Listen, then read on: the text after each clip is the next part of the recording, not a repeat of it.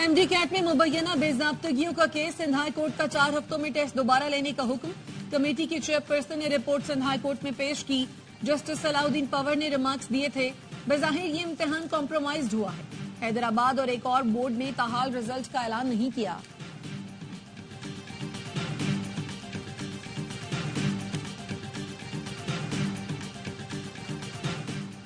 غیر قانونی اسلحہ اور شراب برآمدگی کیس میں علی امین گنڈاپور کے وارنٹ گرفتاری برقرار۔ ڈسٹرکٹ اینڈ سیشن کورٹ اسلام آباد نے وزیر اعلیٰ کی حاضری سے استثناء کی درخواست مسترد کر دی۔ عدالت کا ایس ایس پی آپریشنز کو آئندہ سماعت پر وارنٹ کی تعمیل کرانے کا حکم، سماعت 2 نومبر تک ملتوی۔ نون لیگی دفتر، کنٹینر جلانے سمیت دیگر مقدمات۔ لاہور اے ٹی سی نے عمر سرفراز چیمہ، اعجاز چودھری اور محمود الرشید کی ضمانت کی درخواستیں خارج کر دی۔ شاہ محمود قریشی کی درخواست ضمانت پر سماعت 6 نومبر تک ملتوی۔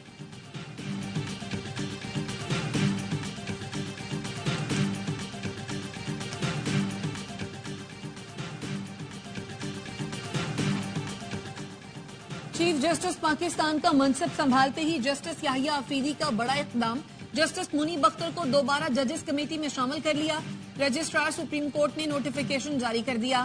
سابق چیف جسٹس قاضی پائز عیسیٰ نے جسٹس منیب اختر کو ہٹا کر جسٹس امین الدین کو کمیٹی میں شامل کیا تھا۔ نئے چیف جسٹس کی تقرری سے سپریم جوڈیشل کونسل کی بھی تشکیل نو۔ چیف جسٹس یحییٰ آفریدی سپریم جوڈیشل کونسل کے چیئرمین بن گئے۔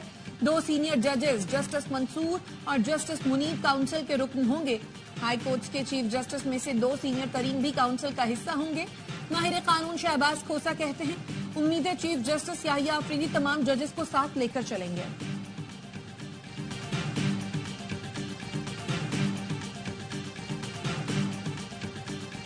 جسٹس یحییٰ آفریدی نے چیف جسٹس پاکستان کا حلف اٹھا لیا۔ صدر مملکت آصف علی زرداری نے حلف لیا۔ تقریب حلف برداری میں وزیر اعظم شہباز شریف، چیئرمین سینیٹ، تینوں مسلح افواج کے سربراہان نے شرکت کی۔ وزیر اعلیٰ پنجاب مریم نواز، وزیر اعلیٰ خیبر پختونخوا علی امین گنڈاپور اور وزیر اعلیٰ بلوچستان اور ججز نے بھی شرکت کی۔ سپریم کورٹ پہنچنے پر چیف جسٹس یحییٰ آفریدی کو گارڈ آف آنر پیش کیا گیا۔ ذرائع کا کہنا ہے چیف جسٹس یحییٰ آفریدی نے 28 اکتوبر کو ججز کا فل کورٹ اجلاس بلا لیا۔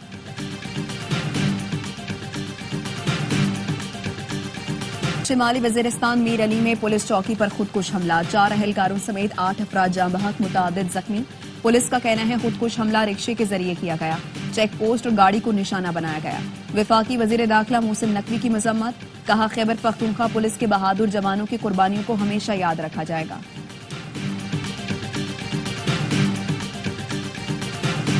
پاکستان نے تاریخ رقم کر دی، پنڈی ٹیسٹ میں انگلینڈ کو 9 وکٹ سے شکست دے کر سیریز 2-1 سے جیت لی۔ پاکستانی اسپنرز کی تباہ کن بولنگ، تیسرے دن ہی ٹیسٹ میچ ختم کر دیا۔ انگلش ٹیم دوسری اننگز میں 112 رنز پر ڈھیر ہوئی۔ نعمان 6، ساجد نے 4 شکار کیے۔ پاکستان نے 36 رنز کا ہدف 1 وکٹ پر حاصل کیا۔ شاندار سینچری پر پاکستانی نائب کپتان سعود شکیل مین آف دی میچ قرار۔ ساجد خان ٹیسٹ سیریز کے بہترین کھلاڑی قرار۔ ٹیسٹ سیریز اے اسپورٹس پر براہ راست نشر کی گئی۔ صدر آصف زرداری سے وزیر اعظم شہباز شریف کی ملاقات، ملکی معاشی صورتحال پر اظہار اطمینان، دہشت گردی کے واقعات کی مذمت۔ اللہ تعالیٰ نئے چیف جسٹس کو اپنی ذمہ داریوں میں سرخرو فرمائے۔ مولانا فضل الرحمان کہتے ہیں، آئینی ترمیم کے ڈرافٹ میں ہمیں کئی چیزوں پر اعتراض تھا، ایک ایک کر کے انہیں باہر نکلوایا۔ اس وقت ہم اپوزیشن میں ہیں، آئندہ بھی اپوزیشن کا کردار ادا کریں گے۔ سب نے دیکھا ہم اختلاف اپنی حدود میں رکھتے ہیں۔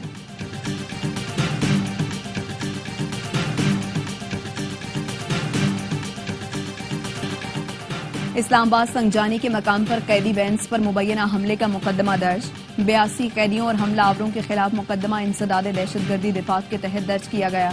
ایف آئی آر کے مطابق 82 افراد کو عدالت میں پیشی کے بعد اٹک جیل منتقل کیا جا رہا تھا۔ ٹول پلازا کے قریب 35 سے 40 مسلح افراد نے فائرنگ کی اور لاٹھیوں سے حملہ کیا۔ زیر حراست ملزمان کو قیدی وین سے آزاد کروایا گیا، اہلکار زخمی ہوئے۔ فرار متعدد قیدیوں اور 4 حملہ آوروں کو گرفتار کر دیا گیا۔ اور بھارت 12 سال بعد ہوم گراؤنڈ پر ٹیسٹ سیریز میں ناکام، بنگلورو کے بعد پونے میں بھی بھارت نیوزی لینڈ سے میچ ہار گیا۔ بھارت نے بڑے بڑے نام سب ناکام، 359 رنز کے تعاقب میں بھارت 245 رنز بنا کر آؤٹ ہو گیا۔ چیف جسٹس یحییٰ آفریدی کا تعلق خیبر پختونخوا سے ہے، اس لیے ان کی تقریب حلف برداری میں شرکت کی۔ वजीर आला खैबर पख्तूनख्वा अली अमीन गंडापुर कहते हैं बुशरा बीबी इस्लामाबाद में रहें या लाहौर में, सिक्योरिटी हमने ही देनी है। बुशरा बीबी ने सियासी कमेटी के इजलास की सदारत नहीं की। बानी पीटीआई की रिहाई के लिए पूरा जोर लगाएंगे।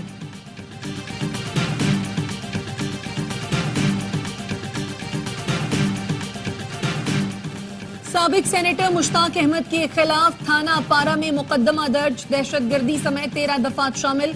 एफआईआर के मुताबिक मस्जिद शहदा के बाहर मुजाहिरीन एहतजाज कर रहे थे। मुश्ताक अहमद के कहने पर मुजाहिरीन ने रेड जोन की तरफ मार्च शुरू किया। पुलिस एहलकारों पर हमला किया, 2 एहलकार जख्मी, 6 पब्लिक और 2 सरकारी गाड़ियों के शीशे टूटे। मुजाहिरीन ने कांस्टेबल जफरुल्लाह से एंटी राइट्स किट और हेलमेट छीना।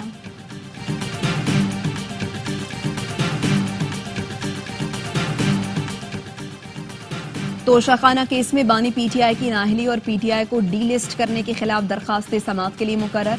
जस्टिस शम्स महमूद मिर्जा की सरबराही में 5 रुकनी बेंच 1 नवंबर को समाअत करेगा।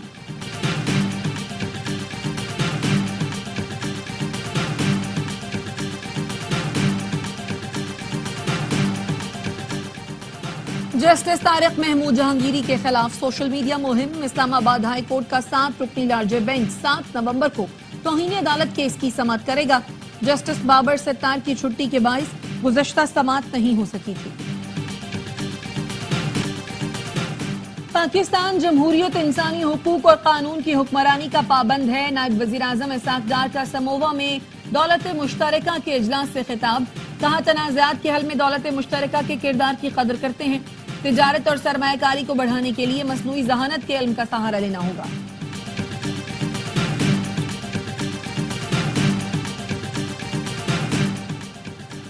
एशियाई तरक्याती बैंक पाकिस्तान को $50 करोड़ कर्ज देगा। रकम माहौलियाती और कुदरती आफात से तहफ़्फ़ुज़ के प्रोग्राम पर खर्च की जाएगी। वज़ारत खजाना का कहना है एशियाई तरक्याती बैंक का बोर्ड 29 अक्टूबर को नए कर्ज की मंजूरी पर गौर करेगा।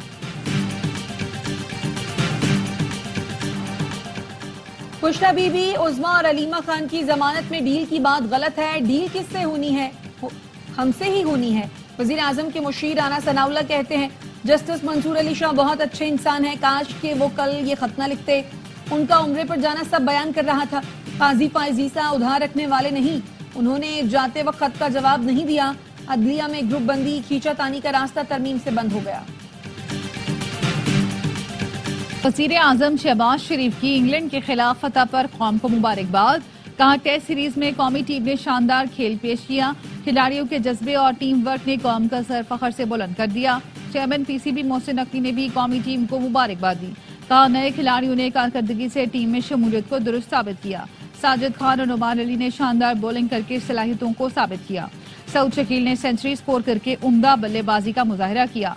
टीम ने शानदार परफॉर्मेंस दिखाई और टेस्ट सीरीज अपने नाम की।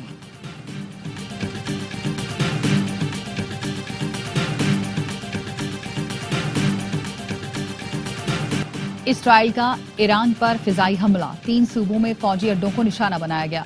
ईरानी फौज का कहना है तेहरान, इलाम, खोजिस्तान में किए गए हमलों से महदूद नुकसान हुआ। ईरान के फिजाई दिफाई निजाम ने कामयाबी से इसराइली जारियत को रोककर मुतादिद ड्रोन्स मार गिराए। इसराइली फौज का कहना है तयशुदा फौजी अहदाफ को निशाना बनाया गया। तर्जुमान इसराइली फोर्सेस का कहना है ईरान की फौजी तनसीबात पर हमले के बाद तैयारे वापस आ गए। ईरान ने जवाबी कार्रवाई की तो भरपूर जवाब दिया जाएगा।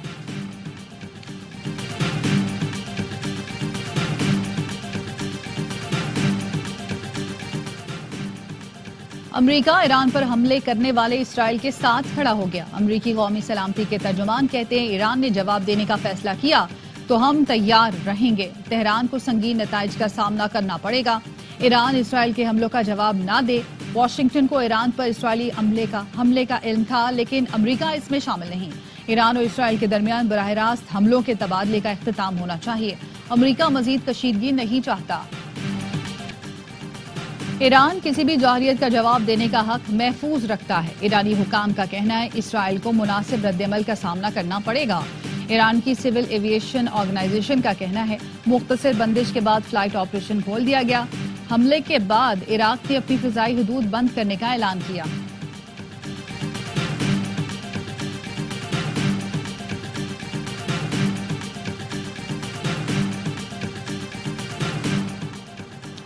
غزہ اور لبنان کے لیے پاکستان سے 13ویں امدادی کھیپ روانہ کر دی گئی ہے۔ ترجمان NDMA کا کہنا ہے جہاز 100 ٹن امدادی سامان لے کر اردن پہنچے گا۔ NDMA مجموعی طور پر 1381 ٹن امداد غزہ اور لبنان بھجوا چکا ہے۔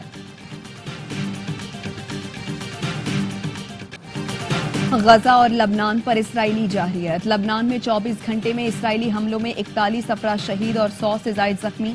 صہیونی فورسز کا شمالی غزہ کا 21 روز سے محاصرہ۔ 24 گھنٹے میں بمباری میں 18 فلسطینی شہید۔ یمن کے دارالحکومت صنعا میں ہزاروں افراد کی ریلی۔ اردن میں بھی لبنان اور غزہ سے اظہار یکجہتی کے لیے احتجاج۔ غزہ اور لبنان کے لیے پاکستان سے 13ویں امدادی کھیپ روانہ کر دی گئی۔ ترجمان NDMA کا کہنا ہے جہاز 100 ٹن امدادی سامان لے کر اردن پہنچے گا۔ NDMA مجموعی طور پر 1381 ٹن امداد غزہ اور لبنان بھجوا چکا ہے۔ On behalf of the U.S. government and the American people, it's a real honor to join you today as we celebrate the completion of this remarkable project, the restoration of the beautiful and historic Freer Hall. امریکی حکومت کے تعاون سے تاریخی فریر hall بحال۔ امریکی سفیر Donald بلوم نے افتتاح کیا۔ منصوبے پر $3.5 لاکھ لاگت آئی۔ پاکستانی ثقافتی ورثے کا تحفظ امریکی عزم کو ظاہر کرتا ہے۔ ڈونلڈ بلوم کا افتتاحی تقریب سے خطاب۔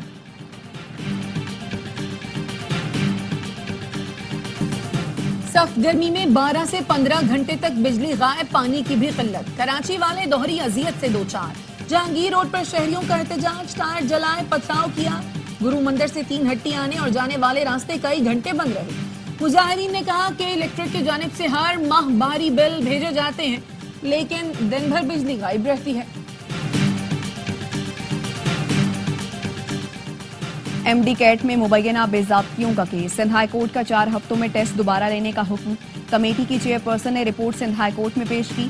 جسٹس صلاح الدین نے ریمارکس دیے تھے بظاہر یہ امتحان کمپرومائزڈ ہوا ہے۔ حیدرآباد اور ایک بورڈ نے تاحال رزلٹ کا اعلان نہیں کیا۔ مراکش کے جنوب میں واقع صحرا جھیل کا منظر پیش کرنے لگا۔ صحرا میں 2 روز میں 200 ملی میٹر بارش ریکارڈ کی گئی۔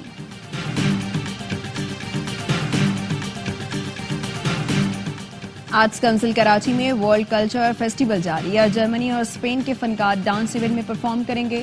گزشتہ روز فلسطینی group theatre and here I am پیش کیا گیا۔ اور میں تھکسا گیا ہوں اور چپ ہو گیا ہوں۔ روایتی پاپ اور لوک گیتوں کے بعد علی ظفر کا نیا انداز۔ مدھم سروں میں نا تمام عشق کا درد گانے میں سمو دیا۔ پاکستانی سپر سٹار کا نیا گیت فیڈ فینس کو الگ ہی وائب دے گا۔